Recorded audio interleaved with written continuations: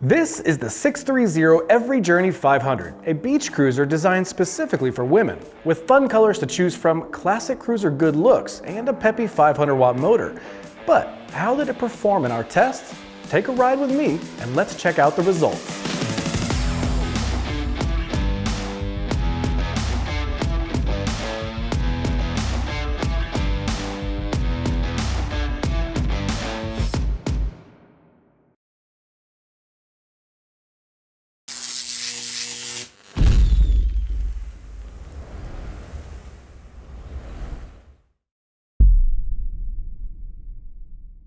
Hey there friends, and welcome back to Electric Bike Report. I'm Mike East, your tour guide through the ever-growing world of e-bikes.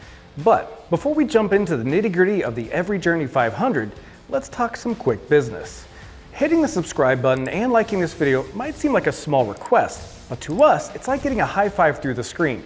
It keeps the lights on and the reviews coming. And I get it, everyone says it, but it's true. Your support really does make a difference. Okay, with that out of the way, let's gear up and see what makes the EVRYjourney 500 stand out. We don't see a ton of brands tailoring to female riders, so it's refreshing to see the EVRYjourney take an approach with women in mind. With a lower handlebar stem at 40 inches, a seat post at 26, and a step-through height of just 21 inches, the EVRYjourney kept shorter riders in mind. However, it doesn't leave taller riders behind. With adjustable seat post and handlebar stem, it comfortably accommodates riders between 5 feet and 6'4", and that's a pretty wide range, offering something for nearly everyone. Another standout to us was the color options for the bike. SixThreeZero offers fun colors and each has their own unique accent colors on the wheels. Here in our test bike's case, we have the navy blue with accented teal wheels, and we think it looks great.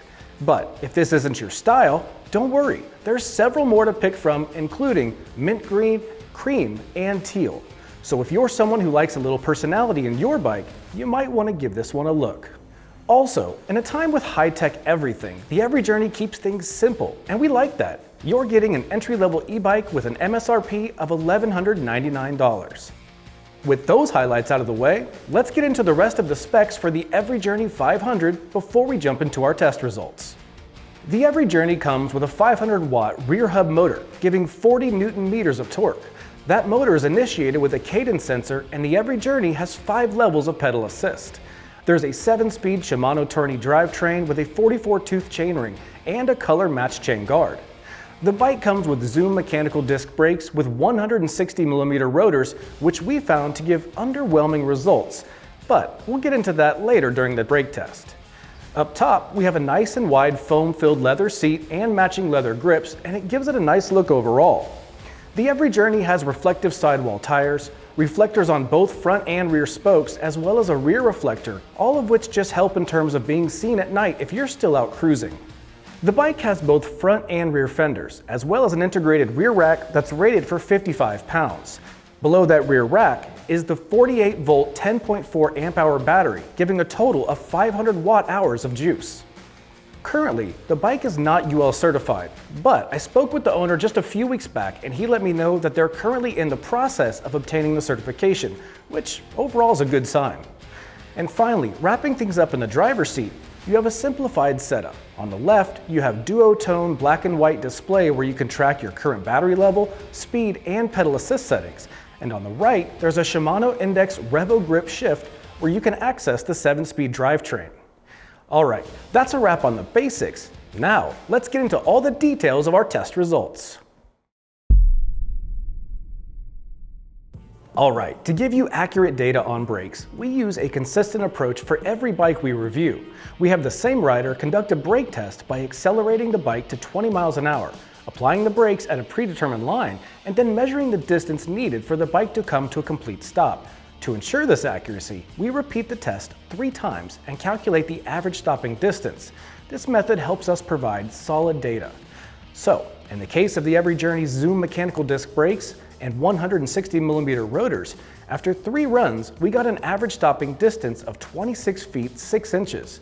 When we compared this against comparable cruisers also paired with mechanical disc brakes, we found this fell short of the pack by 2 feet 10 inches.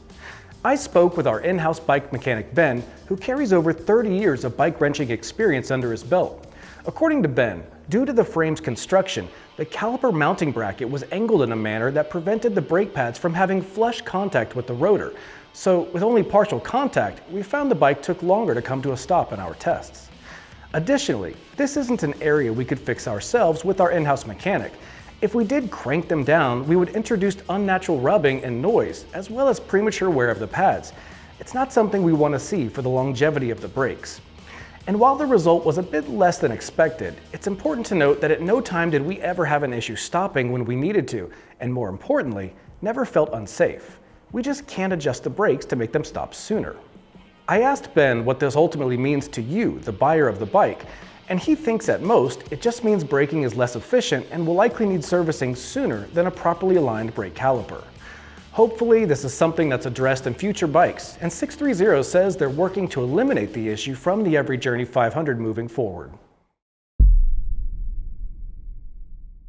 Alright, now let's go to our test course and see how the 630 EVRYjourney did in our speed test, where I tested the speed of all 5 pedal assist levels and then a throttle test to see how fast it reached 20 miles an hour.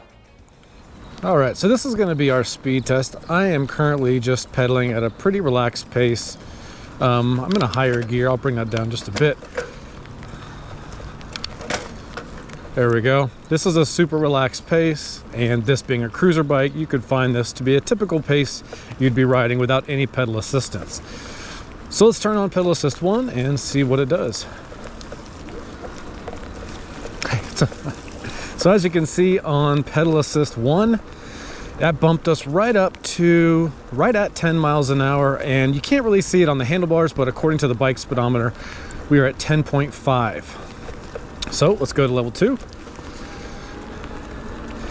And that has moved us up to 12 miles an hour.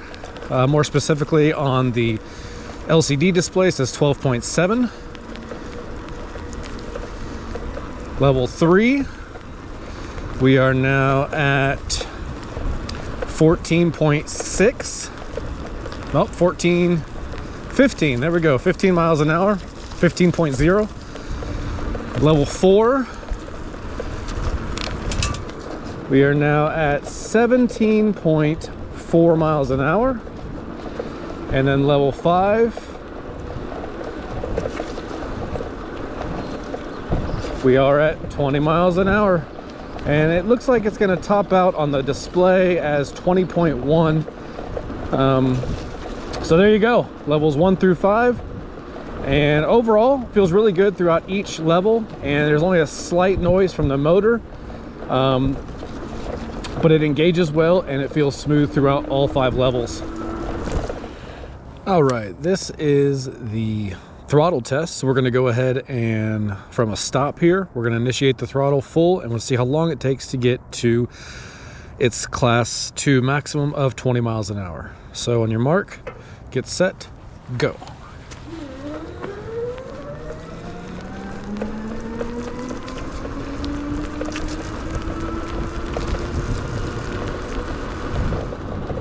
And 20.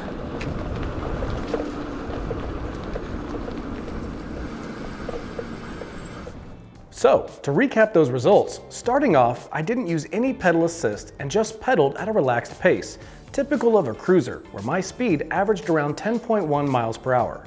Starting off in pedal assist level 1, the bike reached 10.8 miles an hour, a slight boost from my natural pace. Then I bumped it up to PAS 2, where I reached a speed of 12.7 miles an hour, and I found that to be a nice casual pace. Moving up to PAS 3, the bike reached 14.5 miles an hour. Upping it to PAS 4, the bike helped me get to 17.7 miles an hour, and finally, at PAS 5, we saw a top speed of 20.4 miles an hour.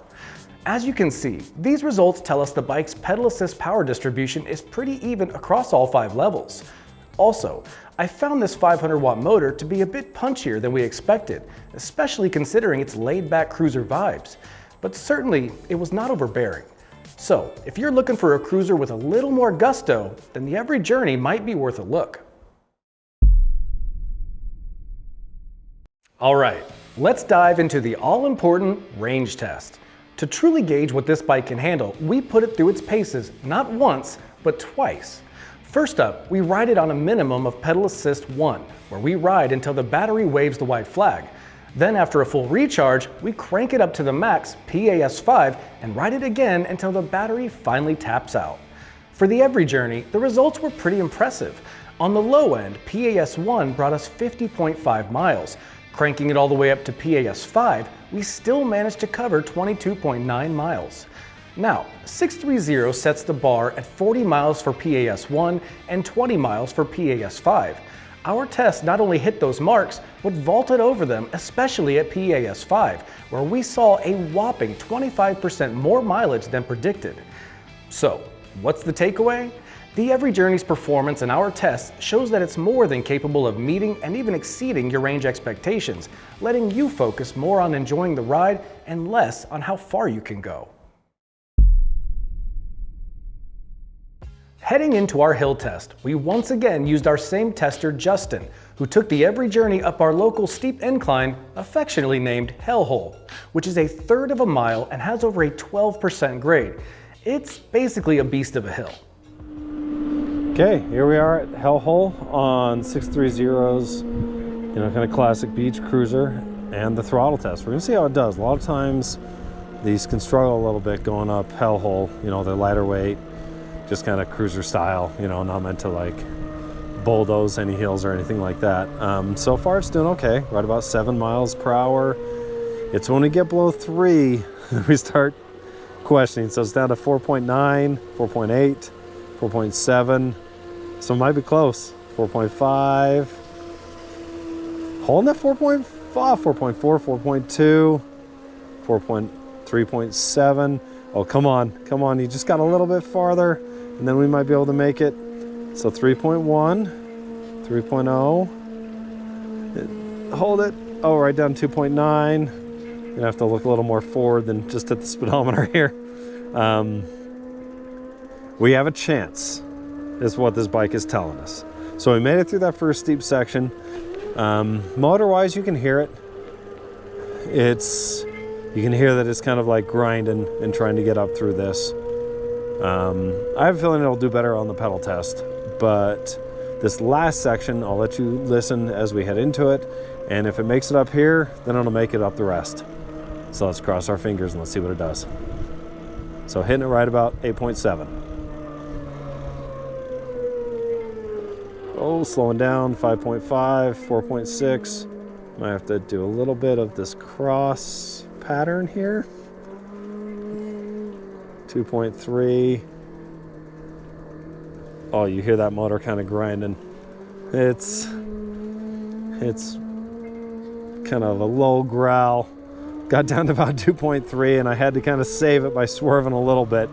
That's about as much saving as I allow myself to do on this, but I think it's gonna make it.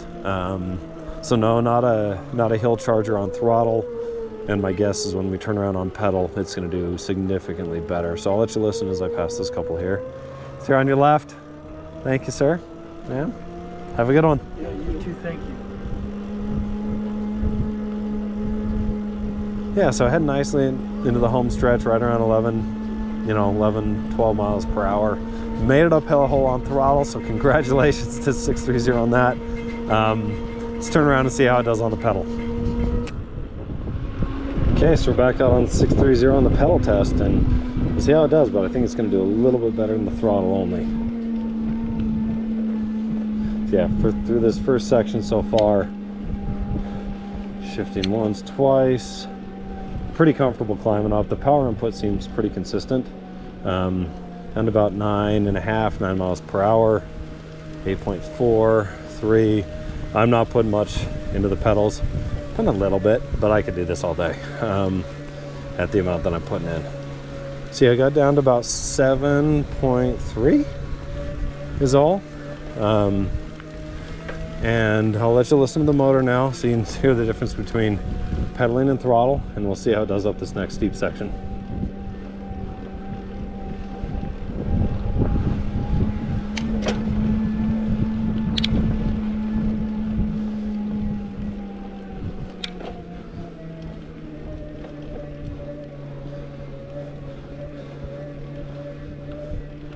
Yeah, so shifted down there to make it a little bit easier to pedal through there, but did nice, right around 7.5 miles per hour. Shifted fairly well. Those rear hubs, it actually does help with the shifting a little bit, I feel, up the hill, because it gives you a little push so you're not necessarily grinding the gears there. So yeah, it's not a hill crusher, but I can say, like, I did not have to pedal much. I didn't have to put in a ton to pedal up that hill, so you can definitely get up a hill on this bike. I would just recommend pedaling at a nice easy cadence. So, as you can see, Justin made it to the top of the hill with the throttle in 2 minutes and 38 seconds, with an average speed of 6.9 miles per hour.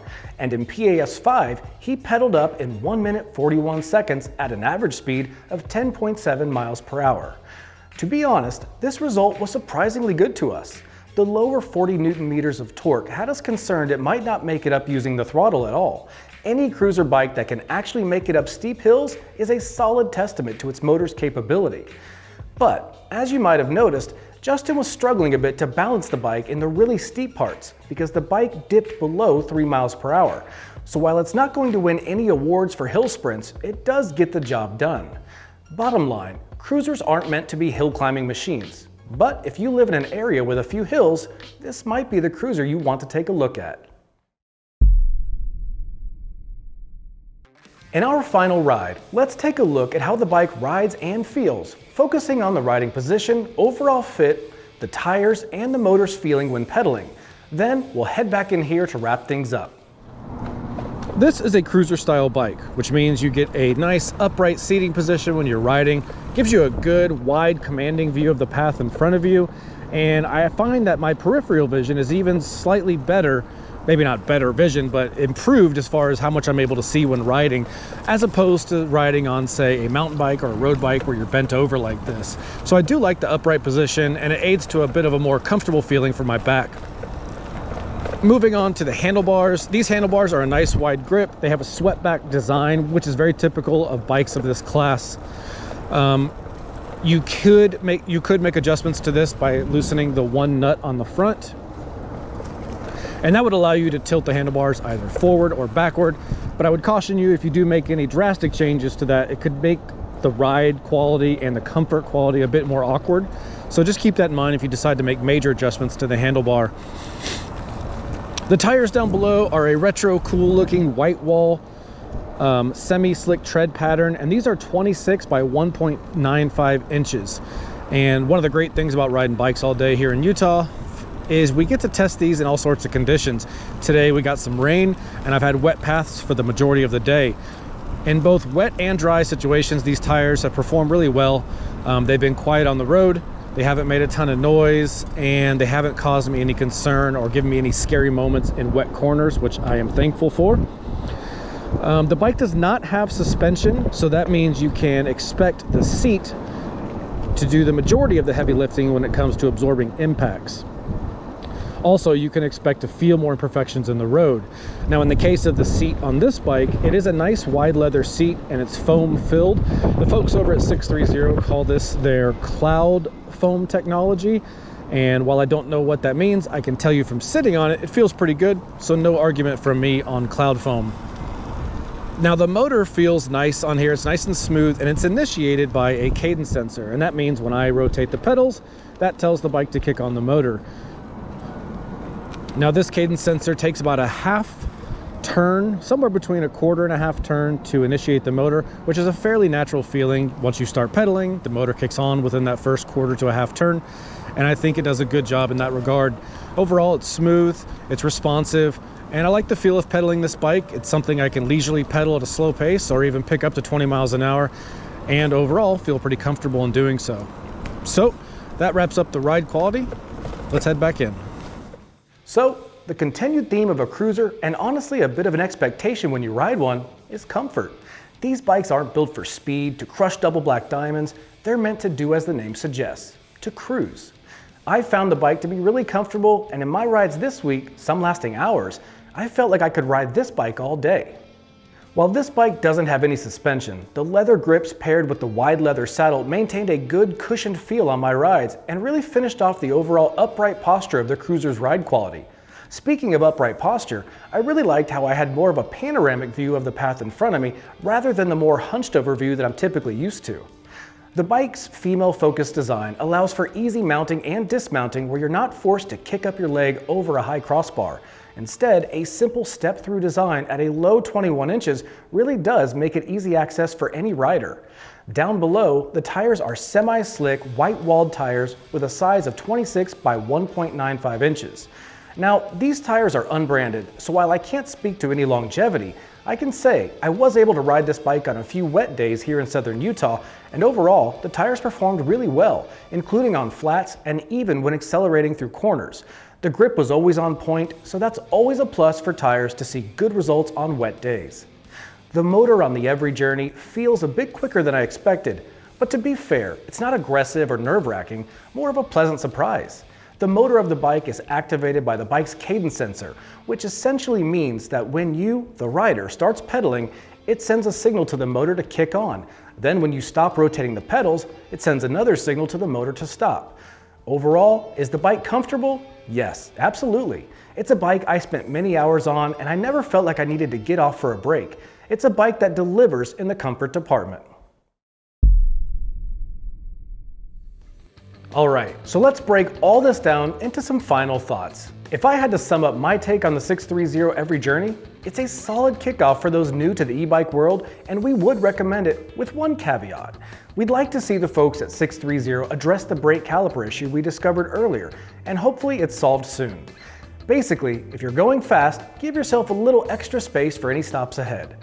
The EVRYjourney is more about enjoying the ride, but with an extra touch of your own unique style. What really sets it apart is its design, which is thoughtfully and clearly centered around women, with its lower step-over height and adjustable handlebar stem and seat post. It's kind of striking that perfect balance between comfort, functionality, and value. So if you're in the market for a bike that gets the job done and looks good doing it, the EVRYjourney could be the cruiser you've been looking for. Alright friends, that's a wrap. Thanks for stopping by, and if you found this helpful or interesting, or maybe you just don't like my hat, don't forget to hit that like button and subscribe. It truly means a lot to have your support, and until next time, take care and we'll see you soon.